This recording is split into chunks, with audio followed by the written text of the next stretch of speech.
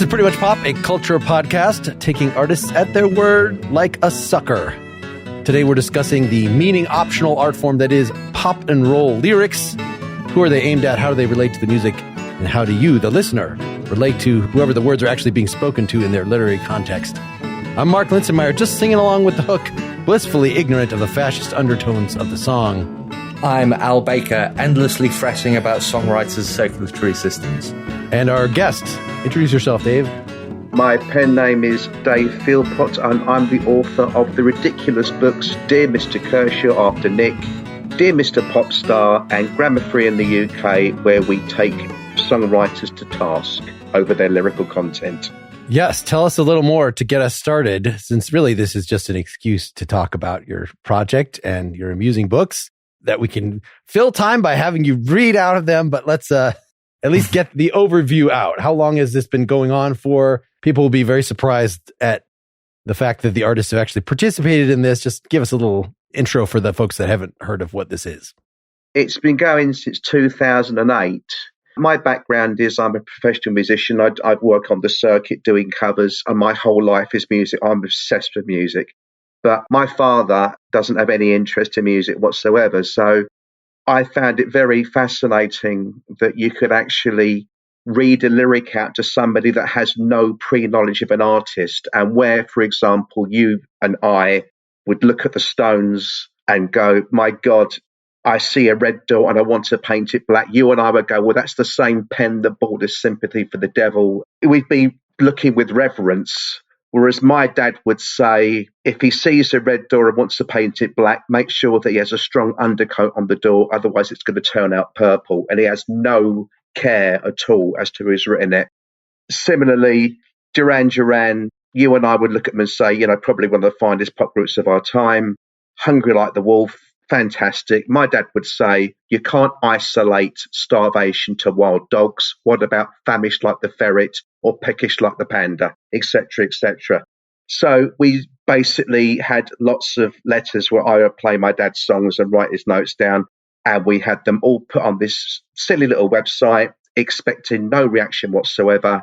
And then we built up this massive Facebook community. And then one day somebody said to us, Nick Kershaw's read your letter. Peter Hamill's read your letter. Tasman Archer's read your letter. Would you like a reply? And we just stockpiled a load of replies, and we managed to put these books out. But we did it without using the industry mark. We were doing it through the back door of the industry. We were using roadies, bass techs, guitar techs. In the case of one artist, we got their hairdresser to do it. And we accumulated this material and just did it right through the back door, didn't use management. And then here we are, like 3 books later. That's basically it. I was thinking this was, despite being familiar with the origin story, clearly, given your obsession with music, that this is a labor of respect in that I'm actually going to engage your lyrics. Other people might just hum along with the chorus. I'm actually going to listen to what you say and try to actually interpret it in some way. Not, it's a humorous way. It's not, let's uncover this together. Let's do some dialectical analysis. And it's not very charitable, is what I'm saying. But to match your reverence for the art form with whether it's actually your father answering it or now you've just done a lot of these on your own, right? I took over about 5 or 6 years ago because I was able to channel him in the end and sort of, think, well, also I moved from London to Salisbury, so I wasn't in the area.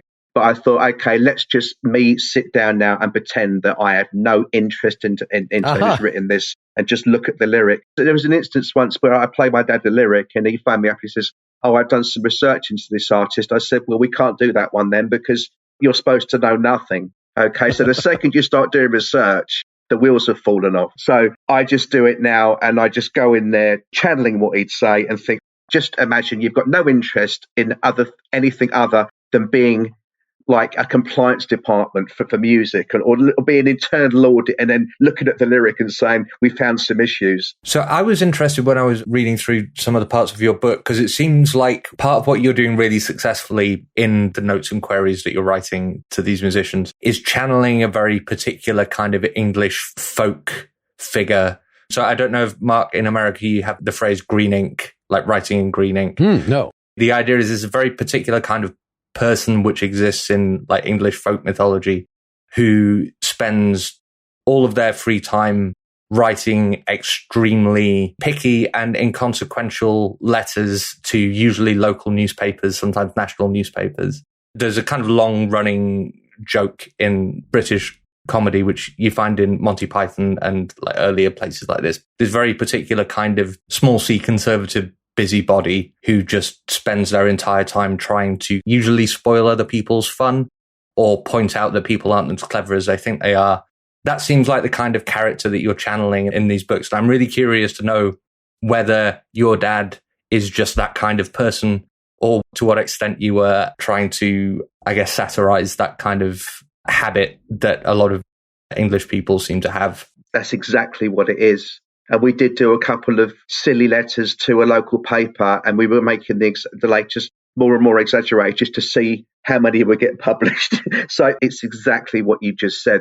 And what's funny, when I've dealt with a lot of American artists like the Knack, and there's loads of American artists who've just said, this completely reinforces that mad stereotype that we've got of the English. And I said, that's exactly what we're trying to do. But the reason why we used a pseudonym, these are pen names, is because there is me, okay? But what I like to do is say, right, if I used my real name, I'd have to stop at this point before it got ridiculous. But if you have a pseudonym, you've got that mask to hide behind, where the nth degree, if you're being sensible, is the starting point for a pseudonym. So, yeah, I like the fact that Derek is very over-familiar.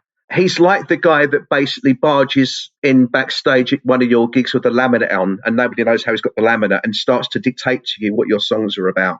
And I'm reminded of one of our contributors knows somebody in a very, very famous heavy metal band. And he said that the singer was backstage once and he'd written a song about a freight train. That's all it was, okay? But it was with like a female perspective. And this guy barged through and said to the lead singer of this band, I love that song that you wrote about your girlfriend. And the guy said, it's about a train. And the bloke said, no, it isn't, okay? So I love the fact that it's the listener's interpretation skewing from an individual perspective what the lyric does to them, as well as what the lyricist has done. Excuse me. I seem to perhaps have a fire alarm going off in my building. All right. I'll be right back. That's all right. Cool. Well, let me start us on one of the case studies here. So you provided a bunch of these.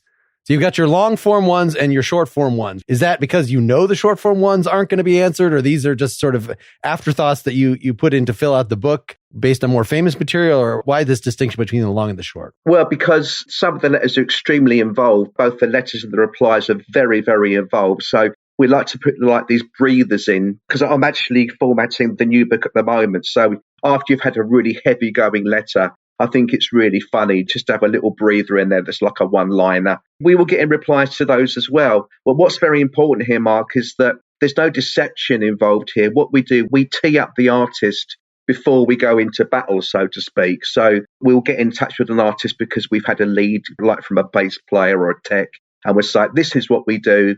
Just think of us as that really annoying, over-familiar busybody that's been haranguing you backstage. So they're all in on the joke. And we say to them, look, just imagine we're that guy, and, you know, you can be as outraged or whatever as you like. I think the one-liners and the little unanswered breathers are important, because otherwise it's just really, really heavy going. Well, and I wasn't sure, I don't know, certainly with your third book that was all aimed at punk stars, punk singers. Yeah. It seemed like you were digging a little deeper in your musical well of knowledge, or was this just Al? So sorry, guys. There's no fire, but there is a fire alarm, and I don't know when it's going to turn off. So maybe I should sit out the rest of this conversation. We'll leave enough of that in there. People will understand why Al is being silent, but he can type things in the chat, and I will be. Oh, that's cool. That's cool. Yeah. I've actually wondered, I got over COVID recently and my voice kind of went away while I had it a little bit. And I was like, well, what would happen if I got throat cancer or, you know, whatever it is? Most of my podcasting would just stop, of course, but like the longest lasting one that would probably still be going, would I just have them do it without me? Or would I do something like this where I'm like typing along with them or be their secretary or some not relevant to anything, but giving Al's siren a chance to stop? I love it. One of these short ones here, read the Bon Jovi one. So we hear it in your voice. Oh, yeah. Okay. See, that one really niggled me. The voice, Al, if you can hear us, I'm imagining that this is the green pen voice. Okay. So I would say, dear Mr. Jovi, we have listened to your particular song and we worry if it doesn't matter whether Tommy and Gina make it or not, whether they should be so bothered about this irrelevant goal. Because the lyric is, it doesn't make a difference if we make it or not.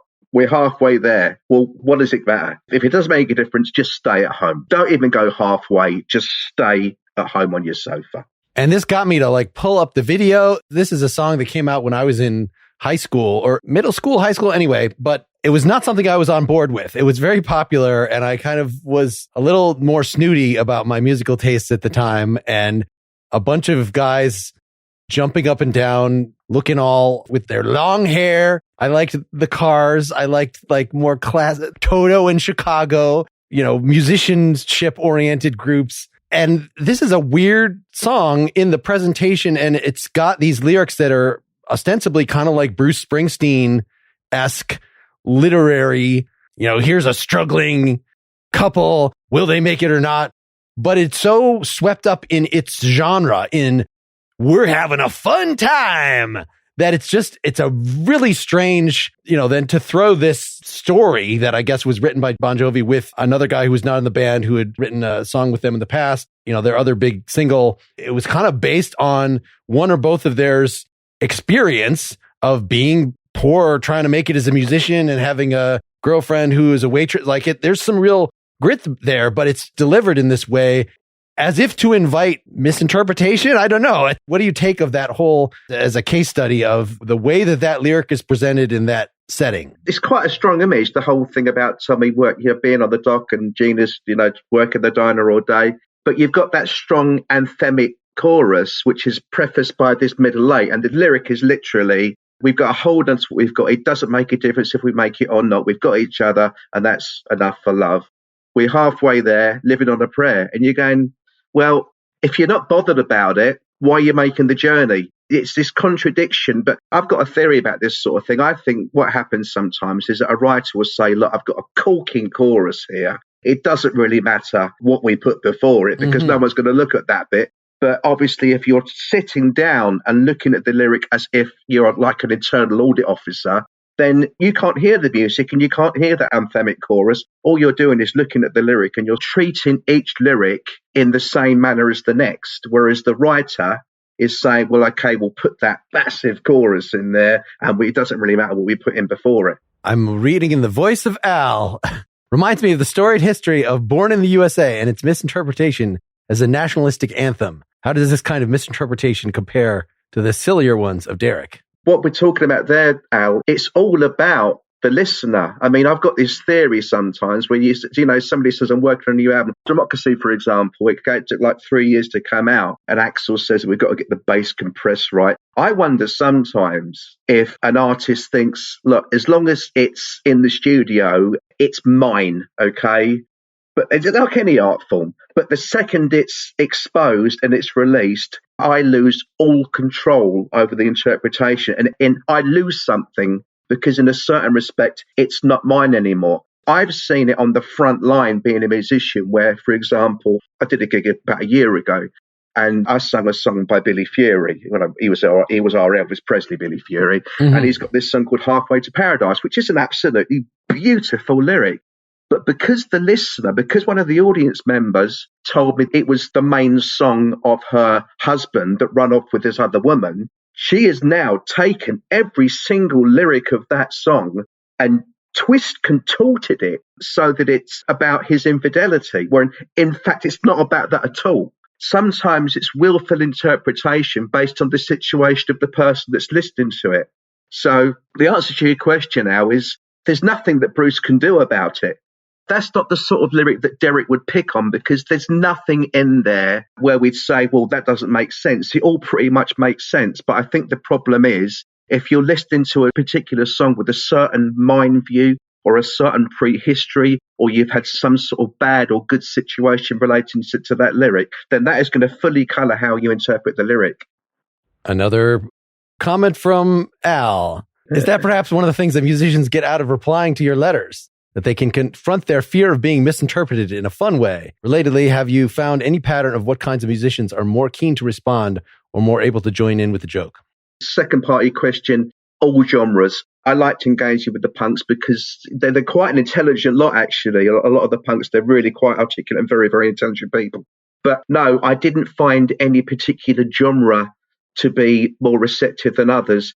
We had Rupert Hine at our book launch in 2018, and he said, we did a Q&A, and Rupert Hine said, you're poking that mischievous part of every musician that we all have that we don't get a chance to showcase. So it's a beautiful thing just to be reading on the tour bus and say, right, I would actually put in my mischievous side, and they'll either reply in humour or they'll tell us where the lyric's gone wrong or right. And a lot of the time, the artist in comedic form will expose something about that lyric that I've uncovered that nobody knows. I'm reminded of something that Bruce Thomas told me. He says hello, by the way. Okay, Bruce Thomas and I are quite good friends. Bruce told me, you know the song How Long by Ace? How long? Okay, now what's your interpretation, guys, as to what that song's about? I mean, that's a perfect example of one that I only know the chorus and I've never taken a moment. I can't even sing you the verse at this point. It's so far off my radar. Okay, but the interpretation would be that it's an affair. How long has this been going on? Okay. And okay. Well, what actually happened was there was a bass player who was moonlighting with another band, and he was thinking of joining this other band. And he was in a rehearsal room one day, and the guitarist from his proper band walked in, saw him, and went, how long has this been going on? Because he's like having an affair because he's trying out for another band. So to go back to your original question, there's something within every musician that's mischievous. It's like a little release for them to get a silly letter, reply in a very silly way, like going along with our misinterpretation, but sometimes revealing a little nugget of information which no one else has ever seen before. Well, and I'm sure they saw in some of the punk letters where you'd sort of throw in the text of the letter, song titles from several other songs. It was clear that you weren't just someone who is keying in on, like the Paint It Black thing. You actually had a reverence for their body of work and are not just like picking out the one phrase, how long has this been going on or whatever, okay, that is the only thing that the average person who's not really paid attention to your music, but has at least heard the song once or twice. And that's the only thing that would stick to them. And then they feel like, I can comment on that. I heard one phrase, if that is what the cultural product is about. And that is almost insulting to artists to feel like, it's as if you were, some actor that played Batman and you were calling him Batman or whatever, calling the Michael Richards Kramer or whatever the thing that they're most known for. That shows that you don't have actually any real interest in what they do. Actually, I take that as a compliment because you're wrong, okay? Because what I actually do, if I make an introduction and say, with the punk, you see, this is the other thing. Artists tell each other, okay? So Nick Kershaw would say to another artist like Howard Jones, if you get an approach from Dave and Derek, it's okay, it's going to be fine, okay? So a lot of the artists were telling one another. So with the punks, and it's also really good if I do a pitch to somebody and they go, look, I've already got your book, so I'm already sold. But if an artist says yes, what I like to do, I've got to think about the fact that their fans are going to be reading the letter. So I think that it's only respectful for me to take a deep dive. I will live that band for as long as it takes to write that letter. They look dashed off, Mark and Al, but they take hours and hours to write. So if an artist says, yes, I'm game, what I'll then do is research them. I'll look into their back catalogue. I'll look into what band members have joined other bands. I'll look at Discogs, which is like my Bible. I'll look at B-sides. I'll take lyrics from other records, and I will actually piece this thing together. It can take, I've just done one now. It can take me a day to do it properly. And that way, when the artist gets the letter, they know that when their fans read the letter, they're going to make the same mistake that you nicely made there and say, Christ, this guy knows this band inside out. But what I'm actually doing is I'm paying due reverence to the fact that this artist has joined in. So I said, right, I will take a deep dive. I'll get everything I can on the artist, not before pen goes to paper, but certainly before I send it out and say it's done. Well, you do I'm back. Oh, he's back. Right. The fire alarm is fixed. You do very well to hide the amount of effort that goes into the production of the letters, But what really surprised me was the amount of clear effort on show in some of the responses. Like some of them ran for pages and pages. And especially in the context of the way you describe a lot of the letters being written, like through favors from roadies, like people hearing rumors and so on. Just imagining what it's like being a touring musician and the amount that you have to care in the middle of a tour, which is I imagine when a lot of these letters get written, to write 2 or 3 quite thoughtful pages in response to an incredibly silly letter.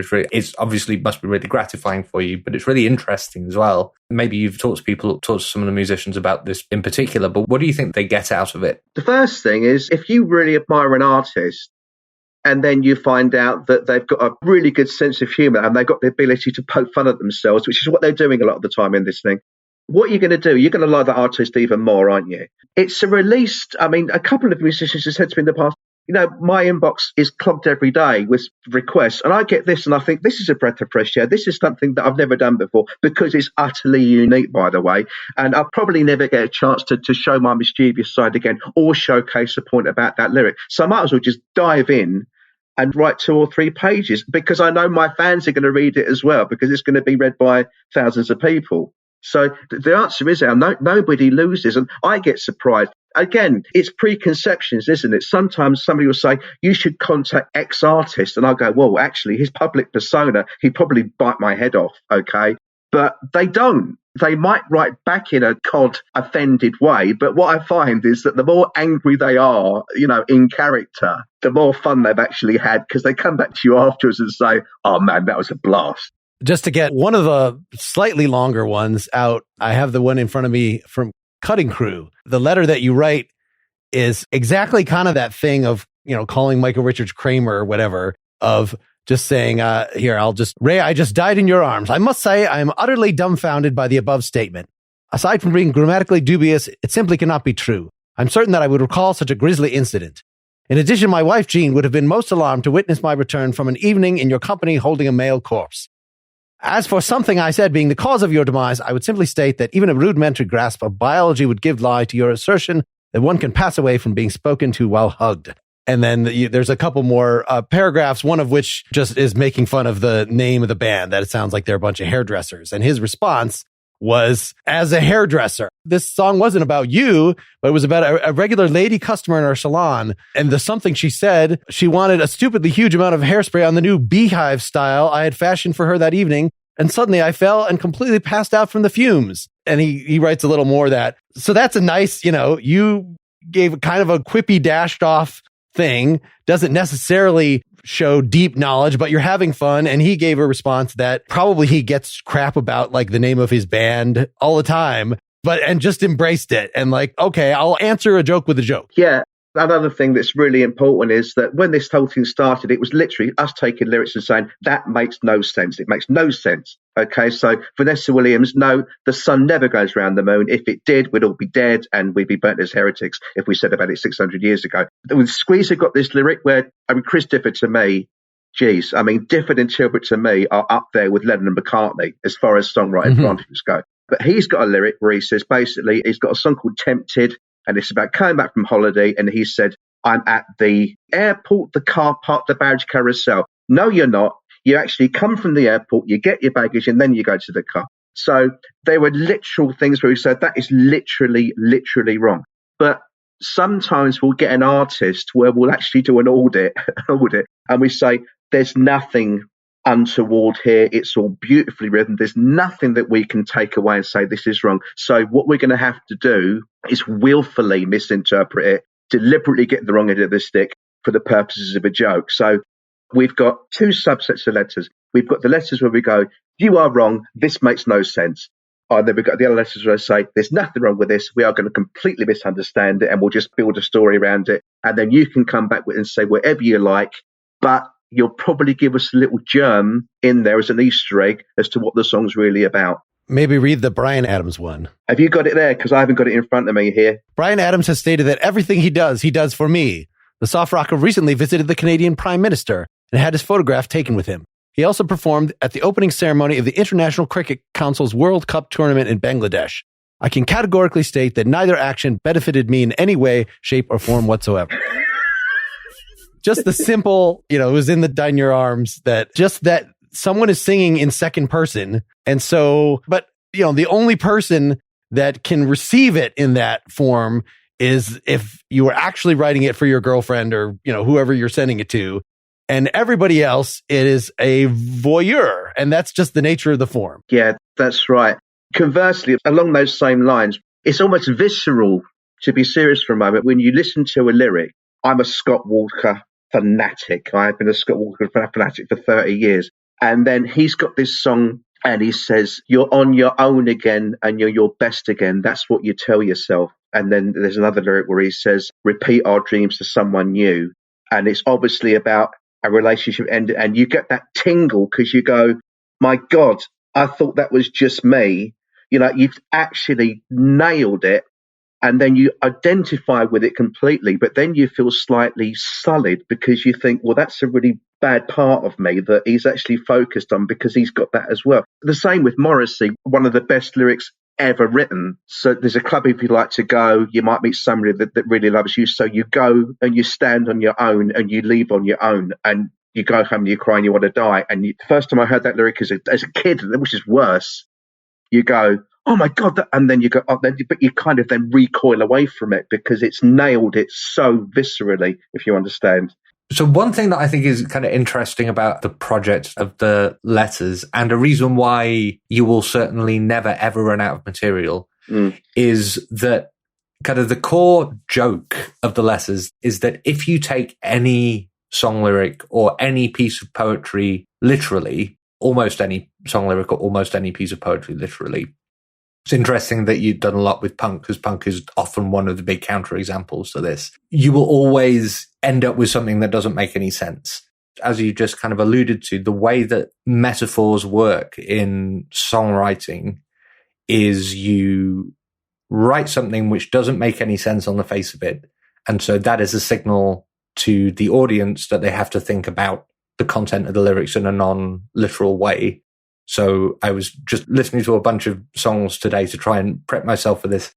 And one of the obvious ones I came up with was Neil Young, A Heart of Gold. It's a really stupid example, but there's no such thing, right? And you could write a letter to Neil Young about how, he needs to see his cardiologist or whatever. But that's kind of one of the core functions of a lyric, to my mind at least, is to write in metaphors around what the song is really about.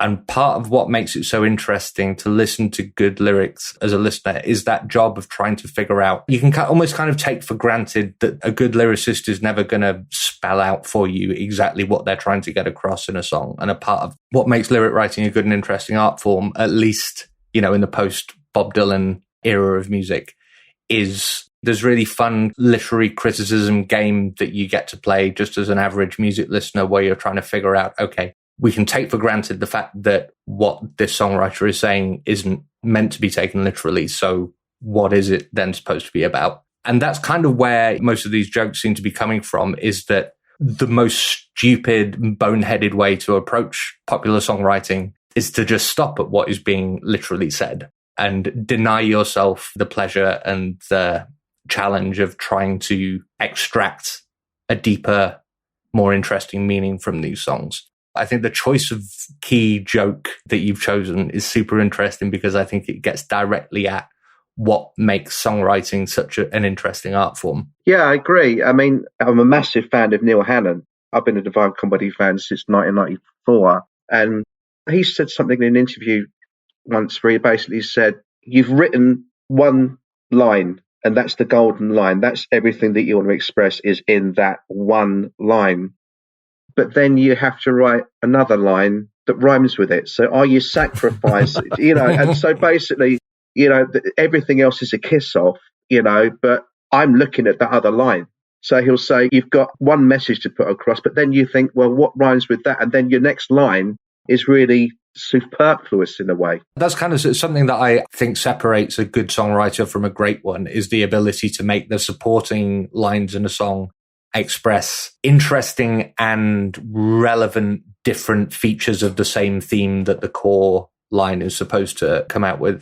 So Neil Hannon's a terrific example because for some reason, Something for the Weekend was a song that immediately popped into my head. that something else I love is nonsense songs, and Neil Hannon is very close to writing kind of nonsense songs a lot of the time, which must be really good grist for your mill. Oh, we've got him in the first book.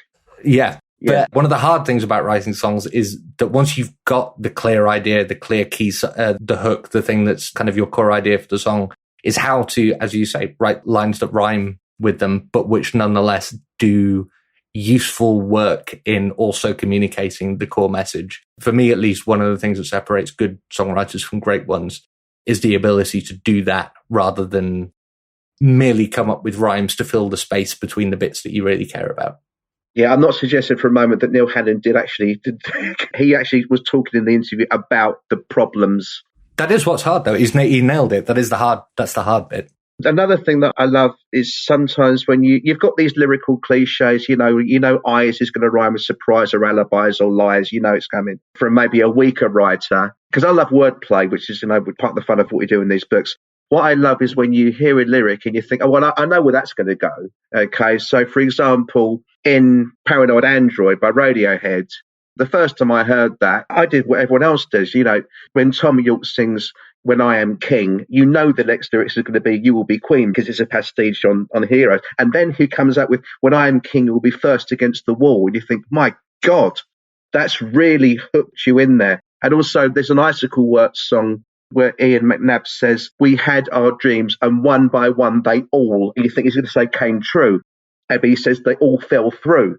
Now, I think when you get a lyric that's written as well as that, it actually hooks you in because you've expected this cliche, but then you're actually exposed to a really important lyric which dictates the rest of the song, or is very integral to that song, and it's hooked you in because you've been thrown off thinking it's a cliche. It's just brilliant writing. I know it's a device, but if you get a cliche and then you actually put your own twist on it, I think that is poetry, I think, when it's done properly. I don't know if I can recall any of the letters in particular where you're really just calling out the fact that your whole song is a massive cliche and it's not actually saying anything. Are there any that come to mind in particular where that was really the point behind the letter? I'm really going to get back to what, because Al nailed it so well earlier. We're the green pen guy, okay? So we are extremely over-familiar. We've got no right to be writing these letters in the first place.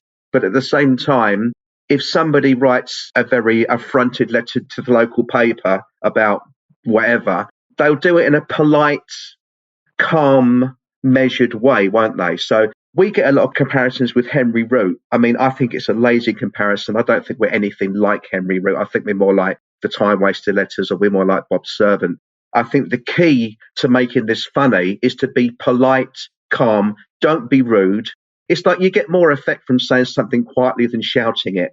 So I will never in a letter say, this is rubbish. I will say, I'm perplexed by it, or you bamboozle me with this. And you're polite, and then they'll answer probably in a rant or politely. But I don't think there's anything funny about saying, this is rubbish, because you strip it to pieces. Sure. But still the reason, so I recall thinking in this way as I was hearing various classic rock songs growing up.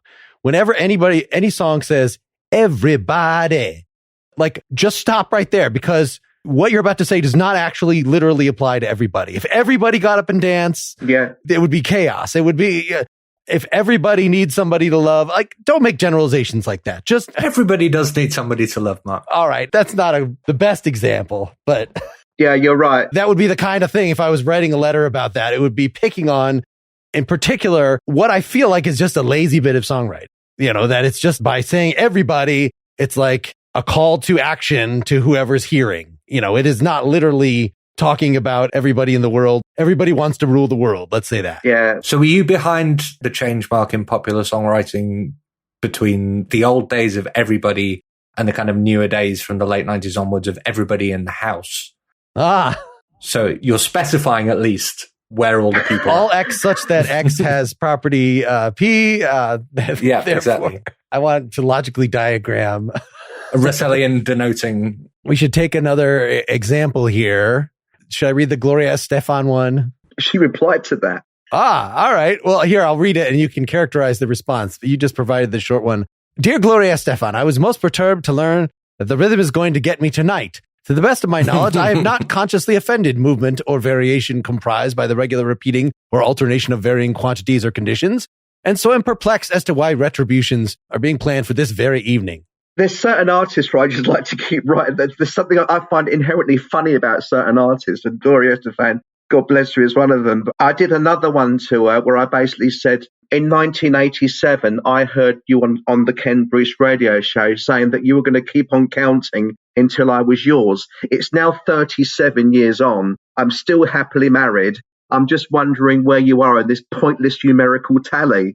And she tweeted back saying, oh, I lost count years ago. But as regards that one, yeah, and Rhythm's going to get you tonight, there's something inherently funny about just the fact of syncopated beats having retribution planned for somebody. I just love the fact that when she wrote, or whoever wrote that lyric, never thought that some idiot like me in character would go back and say something as ridiculous as that. That's the beauty of it. You know, you think, it's what I said before, you write it, you go, that's quite nice. You release it, and then it's just listened to and interpreted by silly people and overfamiliar people, or just people taking it literally. That's the whole fun about what we're doing.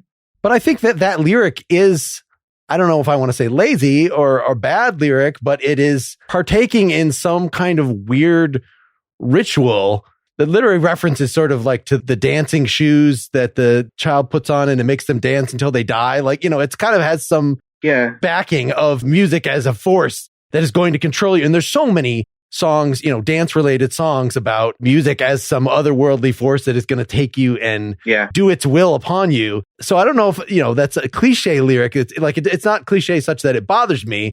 It's definitely the kind of thing that would have bothered me as a snooty songwriter wannabe growing up. And so it seems like ripe for that kind of response.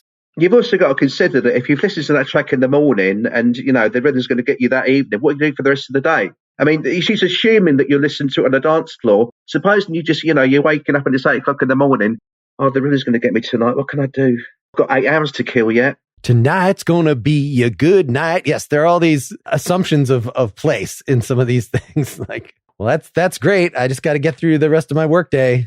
Tonight's going to be a good night. Yeah, and also, you know, when Dionne Warwick says, do you know the way to San Jose? We don't know where she is starting from. It's no good. Obviously, get Bing Maps, go and get Route Finder. But if you can't tell me where you are now, you know, Tony Christie's saying, do I know the way to Amarillo? Well, yeah, but we need a starting point. And also with Pulp, I just looked at one to Jarvis Cocker. Jarvis Cocker says, let's all meet up in the year 2000 at 2:00 by the fountain by the road. All very well, location, time, but without a day, they've got 365 days to choose from there. We need some more information, Jarvis. He didn't reply to that. Do you know the way to San Jose? You know, it's interesting that you didn't make fun of the thing that everybody makes fun of about that song, which is, it's do you know the way to San Jose? Like this weird, what is that? Are you barking? It's just a strange, what is the role of that exclamation in relation to what was just said? It's a very mysterious song to me. As much as like Bacharach and David are to be rightly revered, I've got other issues with them because they say, why do birds suddenly appear every time you're near? In my case, that's normally breadcrumbs in the park. But with somebody like Bacharach and David, there you've got a lyricist that says one thing and is invited, sometimes said in the simplest way, and it's inviting you to delve. I think Bacharach and David are up there with the best of the best. Well, and some of these lyricists you've mentioned are ones that, like, the lyrics are produced first, presumably, or at least by a separate person, right? If you're talking about Squeeze, that you've got Difford writing the music and... Tilbrook. Oh, no, sorry. It's Tilbrook writing the music and Difford writing the lyrics. And I think that it is sort of a Elton John and his lyricist. It is totally the partnership. Yes, yes. That where if you're starting with lyrics, or at least you're the dedicated lyricist, then there seems like a greater poetic responsibility. Like, of course, you still have to rhyme, you still face the problems, but that's much different than if you are writing some sort of exclamation, you know, and you've got your music written and you basically, it could just even have a howl as the chorus or whatever. Like, I'm just expressing what I want to express.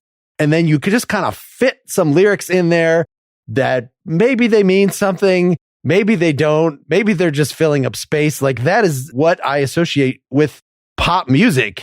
And the fact that, like I was saying, you know, people focus onto the hook.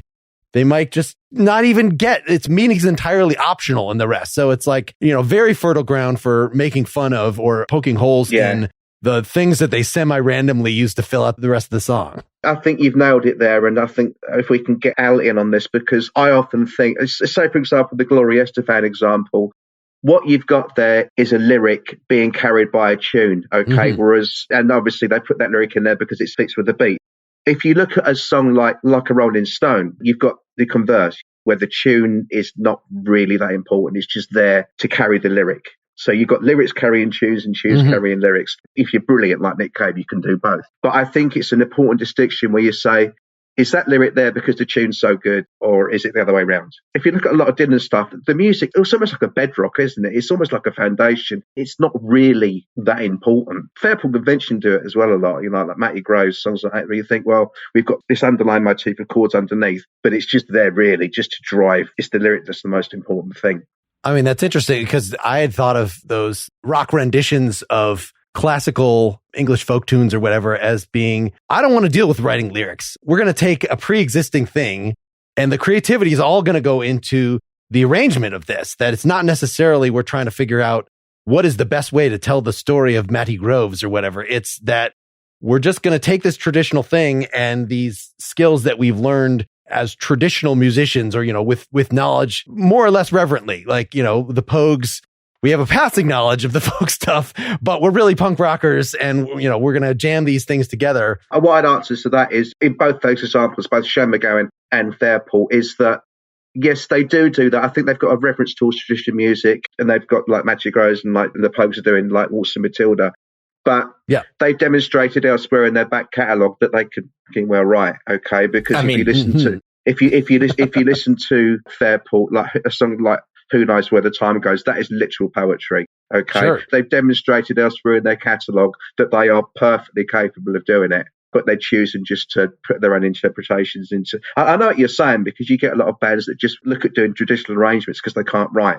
Fairport are an example, and I will be sending this to Rick Sanders as well. So that's what, because I spoke to him yesterday on the phone. But Fairport are a band where they say, okay, we'll revisit this because this is our tradition, and we recognise in our tradition.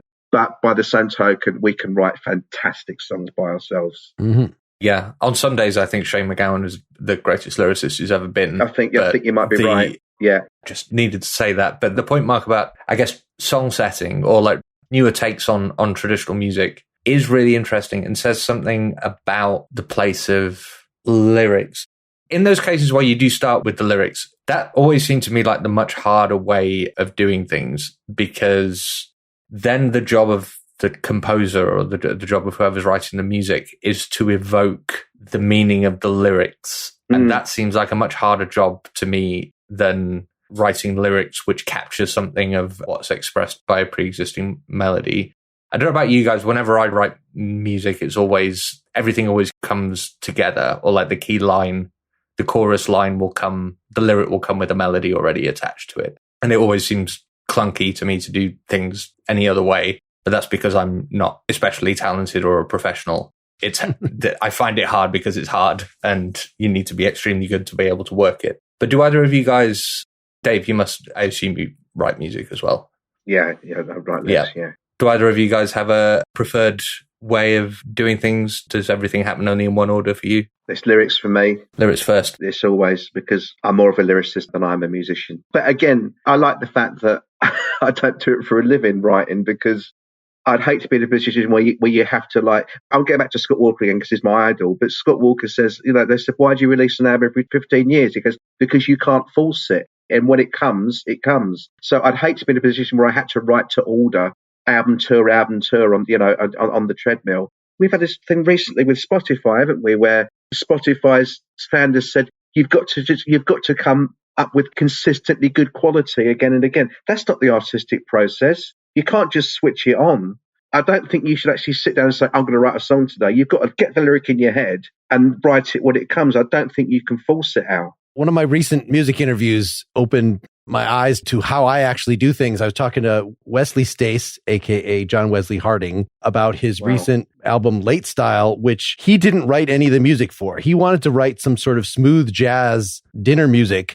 And he's like, I'm a guitarist. I don't play piano. I don't do the thick chords. I don't write that way. So he had his band leader, his longtime confidant, write all the music, but they were all still his songs. he wrote lyrics first and he wrote the rhythms to the lyrics. And he sent the guy demos that were him saying the lyrics in the rhythm that they should be. And then, so that's basically, even though when I write lyrics first, I have in mind, some sort of dummy melody or something, that then, when I bring my guitar in, then I'll try to thicken the chords and make it more interesting, because I find if I just write literally what was in mind when I was doing the lyrics, it's the dumbest possible chord progressions. It's the easiest, simplest possible thing. And I want to make it more interesting than that. But yeah, the core of the song is just, so that's very different than I wrote some lyrics and I send it to my friend who then actually comes up with the song, because then they have to figure out the phrasing. So the phrasing is like, an essential component to the lyrics for me. I know that Johnny Marr used to get exasperated with Morrissey because he come back with this lush, as a guitarist, it's beautiful to play, but he had this amazing piece of music, and I'm so pleased with that. And he sent it to Morrissey, and then Morrissey came back with Some Girls Are Bigger Than Others, So it's like an abuse of what he'd sent, but sometimes you find a happy melody. Obviously a song like Help, you've got this beautiful melody there, but it's masking a desperate message, isn't it? Sometimes you look at conversely, sometimes you look at maudlin songs, but there's a beautiful lyric attached to them. But sometimes you get a really jaunty, jangly tune, and you read the lyric and you go, God, that's a dark lyric. Sure. And that's the way you're talking, Al, of sort of, you got to write them together. It's because you have those juxtapositions in mind. It's because you're trying to, I'm reflecting, the bittersweet quality of, whatever the thing is, that even if I'm saying something depressing, that I'm embracing my depression, it's going to be a fast song. You'd have at least some mood in mind, even if you don't have all the chords figured out before an instrument gets in your hands. Yeah, I think mood is right. Even deciding whether you're writing with a degree of irony or sincerity or or whatever else it might be. Yeah. What you said about rhythm makes a lot of sense as well. And that's the difference between coming up with something that's going to be a song lyric and something that's going to be like a tweet or a text message or a meme. I think this is the 50th anniversary I've been seeing on Facebook of the King Crimson's Islands album. And that was an example of a band where it was pre-existing lyrics that just send them to the musicians and let them do things. And every album from the Court of the Crimson King to Islands, the division got worse and worse, such that by the last one, Robert Fripp hated the lyrics that were coming in, and the guy that wrote the lyrics hated the interpretation of them. And that was the end of that band. The ways in which these conjunctions of different creative minds can produce wonderful things, of course. The Smiths model, also in Zeppelin, of I'm a good guitarist, I come up with good licks. I don't even know what the melody's going to be. Lyricist, go do something with that. I don't know. That's a very unnatural way of putting songs together. REM, another example. I feel like a lot of times what the lead singer's doing doesn't really make sense to the music, in that it can be genius. Talking Heads did a few albums where David Byrne did that, and it turned out wonderfully, but that's interesting because I'm a big Squeeze fan, and sometimes you forget, when you go and see Squeeze, Tilbrook's so impassioned. He's one of the greatest vocalists in that field anyway. And he's so impassioned when he delivers the lyrics, the same as Roger Daltrey. It takes you a jarring moment to go, hold on, you didn't write that. That's the guy standing next to you. It's really hard if it's delivered that well, and it's so much passion in there. It's sometimes you get that jarring thought. You go, no, it's the bloke next to you. The bloke who's just standing there saying nothing, playing guitar. You're just channeling what he's written. It's really weird that. Do you agree? Yeah, you got to have a really good actor, basically, as your lead singer, somebody that can do that. Whereas a lot of times, I would hear an early Steve Hackett album or something. So amazing guitarist, and he would sing only one song on the album. And I would like that one the best because he got these amazing lead singers to come in as session guys. And, without a long history of relationship, the guy from Kansas or whatever, and give this soaring vocal, and it just leaves me totally cold. I don't feel like this is added up to what it's supposed to. The soul is not, even if it's a soulful singer whose work I like in other contexts, the soul of that song is not, it takes a long relationship like the Who developed between those two guys to enable it to work. I think it's a really important point there that you brought up, subliminally there is, I'm a trained vocalist, okay, and I was classically trained in the 90s, and my singing teacher used to complain about people on the radio. And he said to me, I had this vocal last night, he's bellowing all over it, and he said, to paraphrase JFK, think not what the song can do for you, think of what you can do for the song. If it's a restrained vocal, I mean, Frank Sinatra would say, don't give it, just stick in a note that now and again, just to let them know that you can do it. But actually, you've got to pay respect to. That's one thing with Sinatra. He did pay total respect to the lyrics that he was delivering, So he'd say, you've got this stuff in your toolbox, hit a top C, just one in the song, but the rest of the song is about just focusing. You've got to pay respect to that lyric without bellowing on over it and just proving what a great singer you are that day.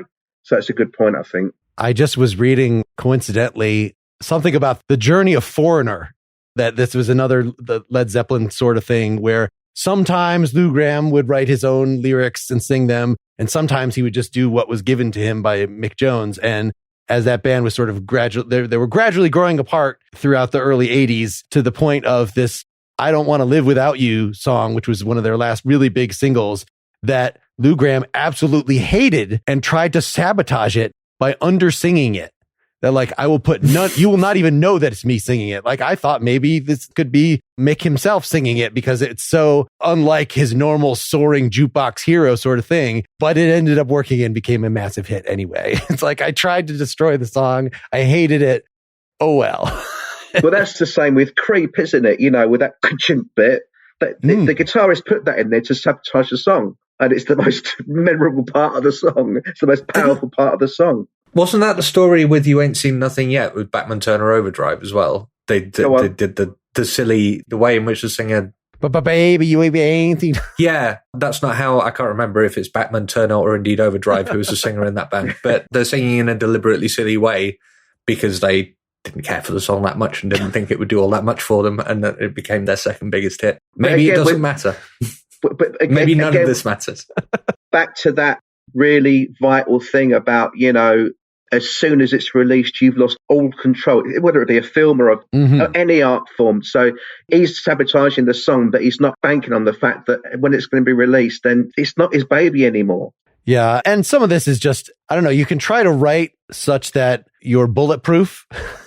Like, I'm going to write something that's respectable from all corners. It's going to, the lyrics are going to make sense. It's going to have a wonderful melody. It's going to be beautifully arranged. And somebody can still come along and get entirely the wrong point of it. And it just makes you say, I should just be vulnerable and create something that is very one-sided and meaningful to me, but could also be seen as totally embarrassing by somebody else. And that is actually a better way of songwriting than to try to write fully developed, respectable tunes. Yeah, the important point there is, one of my favourite artists is Tim Smith and Cardiacs. I'm a Cardiacs fanatic. I've been since they started. If you're dealing with artists that have got no commercial sensibilities and they're writing for themselves, this is a really important point. If they're writing for themselves rather than saying that this will chart, you're going to get a different quality of song, aren't you? I tend to find that if something's with commercial sensibilities in mind, you're going to lose something unless you're lucky. That's what I think. What do you think, Al? I think there's a lot to that. A while ago when I was still writing, I would probably have said exactly the same thing. Now I think it's entirely possible to write brilliant music with integrity for a commercial purpose. You're just setting yourself up with a much, much harder challenge. Okay, yes, a good point, yeah. For some reason in my head is Lady Gaga, who writes, by any measure, phenomenal music and incredible lyrics. And it's not accidentally commercially successful either. She was always supposed to be an international megastar, but it's just really hard. And that's why so many people end up doing such a bad job of it, because you have to go one way or the other. And if your aim is to be commercially successful, you're just setting yourself up with a number of ways to fail. When I was writing, I was happy being underappreciated, which meant that it was very easy for me to write lyrics, which I never needed to care about anyone else liking. That was a security blanket for me. Totally. I like it both ways. I like the extremely personal stuff that, you can be as eccentric as you want and maybe it turns out embarrassing. But I also like guardrails. Like, I like groups that work together and quality control each other, and people who overthink and get a good producer in and do cover their bases, because like that's the difference. That's the difference between The Who and Pete Townsend solo stuff that I recall reading a review of. The mark of genius is that it can go between being amazing and completely embarrassing. And that's like what a Pete Townsend solo release is, because there are no guardrails. It is just whatever sort of he feels like at the moment. And you're going to feel a lot of nonsense The geniuses are going to accrete a lot of ridiculous stuff. And so it is good, at least some of the time, to have other people in the band, you know, like in the Police, the other guys did not like ballads. So Sting didn't really write, you know, Every Breath You Take is barely a ballad. It's like the most ballad thing that they did, but that provided a certain guardrail and consistency of sound. And then once he was on his own, then, you know, we get the sprawling mess that he has that is sometimes beautiful and sometimes I don't know why he did this. There's also a point there which is, I think, illustrated really, really beautifully in Get Back, which is by the time you get to a certain level, only people who have gone on exactly the same journey as you and have got to the level that you're at in exactly the same way as you can tell you no. Mm-hmm. Only Paul McCartney can tell John Lennon to shut the fuck up, you know. You touched on a really important point there as well, Mark, about, did you say Every Breath You Take? Sure.